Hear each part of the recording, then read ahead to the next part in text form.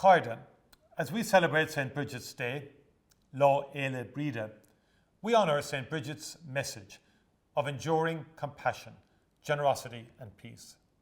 St. Brigid holds a special place in the hearts of Irish people everywhere, and especially in Kildare. Her legacy continues to inspire us to this day. This year, I am delighted to join the people of Kildare in calling for a pause for peace at 12 noon on February the 1st. Supported by Into Kildare, the Kildare Tourism Board, this initiative invites people to pause for 1 minute of silence or reflection. At this moment, we will stand together in unity and hope, sending a simple yet meaningful message of peace, reminding us of our shared humanity and the importance of fostering kindness and compassion.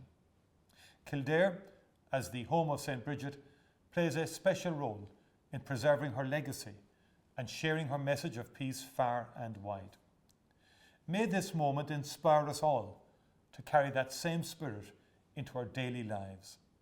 Gur bhíle maithagmh agus griam gach ra ormh Lá Éile Brigid.